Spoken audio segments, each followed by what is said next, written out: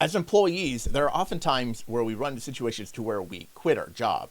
When we quit our job, we're often asked, hey, could you do an exit interview? It would help us out to understand what went wrong. And many times we just say, okay, sure, whatever. A manager will call you on the phone, an HR person will get a hold of you, something will happen. And you'll say, it just wasn't the right fit. I found a new job. This job didn't pay enough. I didn't really like the manager. There'll be some reason that you will give to explain why you no longer want to work there. Now, for the most part, it's not a big deal. Most managers don't really care. It's not really a problem. And most of the time, it's while you're still in the office, so you're getting paid for the exit interview. But what happens? What happens when an employer thinks that they are so special that you should just give up your life and go in for an exit interview? They want you to walk in their door and actually talk to them. And this doesn't happen very often. It's actually pretty much never happens. However, I don't know. For fun, I have this post on Reddit that I think goes very well. My current job doesn't want to pay me for my exit interview. Am I tripping? Is this normal? Can I refuse? And they write, I am not sure if this is the right place, but I found out my job does not want to pay me for my exit interview. I asked the HR lady how she wanted me to clock the time, and she responded asking why would I need to clock the time. Every previous exit interview I've done at jobs has been on the clock. Is it okay for me to refuse the exit interview if they aren't going to pay me? I don't necessarily want to end things on bad terms, but they scheduled it on my typical day off, and it's a hung inconvenience for me to go in for it, especially if I'm not getting paid. Now, this is a great question, and this actually is something that is important. You won't run into it very often, hopefully, but this is an important thing that happens when we decide to leave a job. When we leave a job, it's time for us to move on.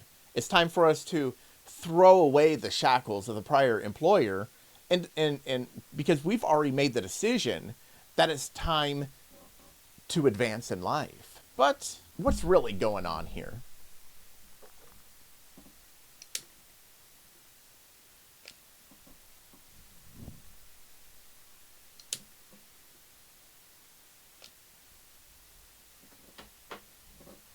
Now, we have all grown up in our culture with this idea that somebody is always the master of us. Now, pushing things like religion and those sorts of things aside, we grew up, especially if you're like me, I grew up in a public school system where the teacher was always the master. At home, the parents were the masters. There was always somebody who got to make decisions for us, on our behalf. We didn't have a say, or at least we thought we didn't have a say. And it's at this moment when you go from being a young person, a young adult, to being a full adult, is when you realize these people have no power over us. And frankly, the idea that they do is laughable.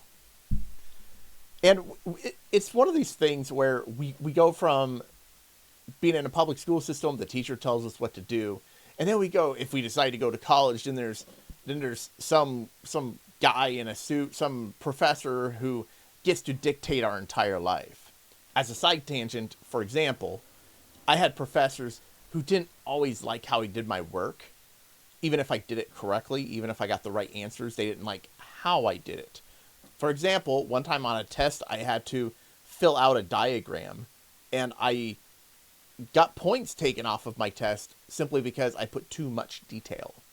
He said, oh, well, that's not what I asked for. I didn't want that detail, so I docked you points. And you kind of think, okay, well, what's the issue here? The issue, the reason I bring it up, is because these people think that they are the masters of our lives.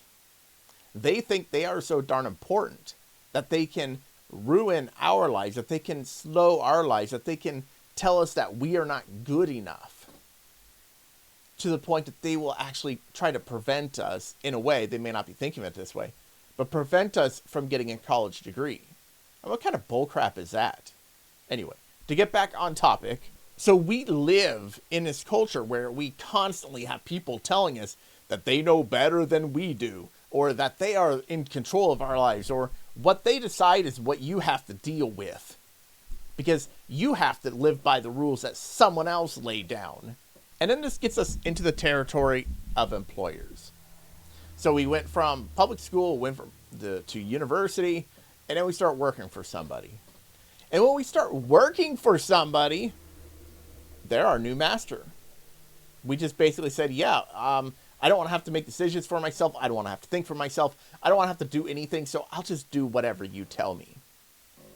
Now, the part that has been lost in our culture that we badly need to get back to is that we go school and education to working as a young person, and then we go out on our own and hang our own sign. That's the progression of life. The progression of life is grow, learn, get experience, hang our own sign, retire.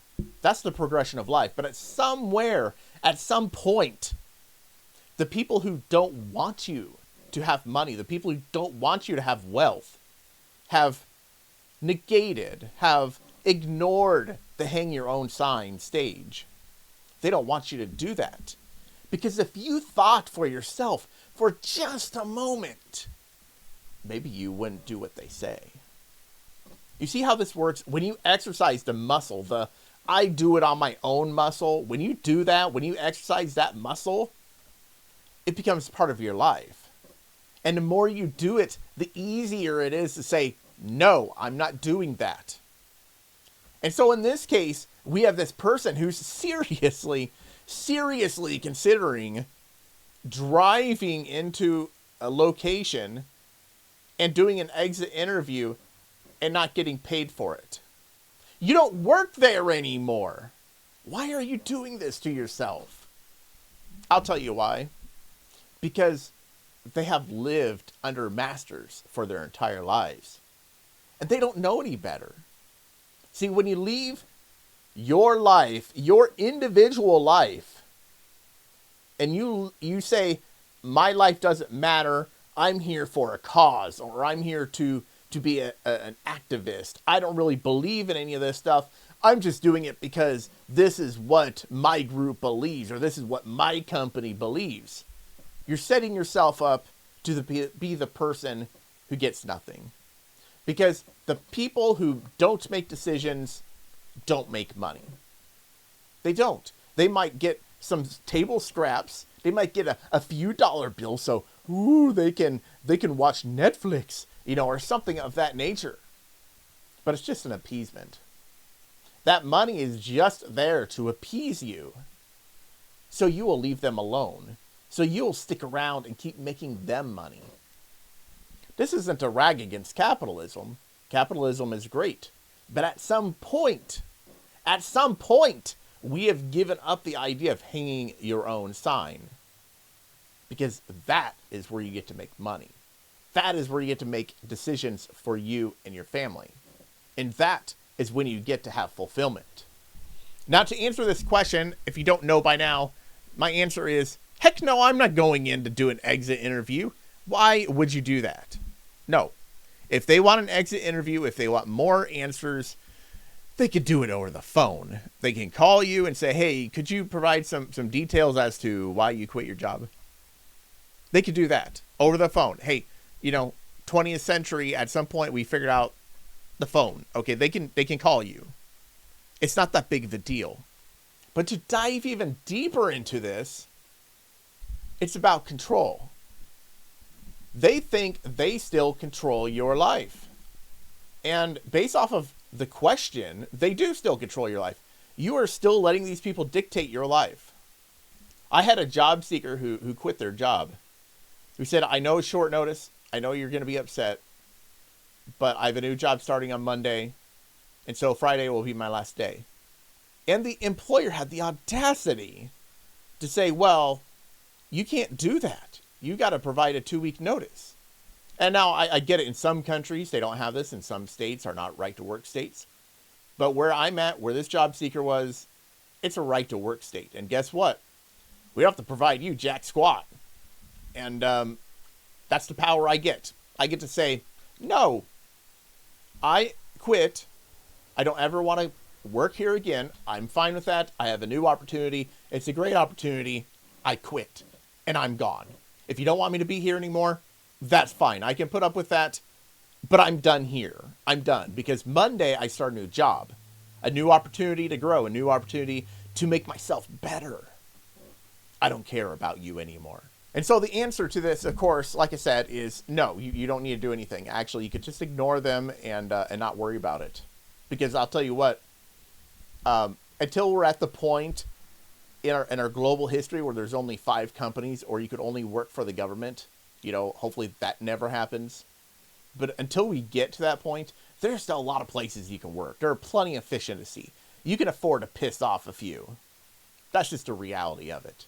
Now, maybe you don't get a good reference or something like that, but there's more fish in the sea. It's time to move on, time to be adults, and time to just say no.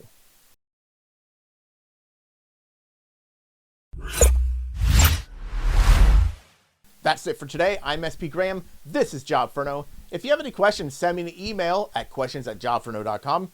And as always, choose skills over money.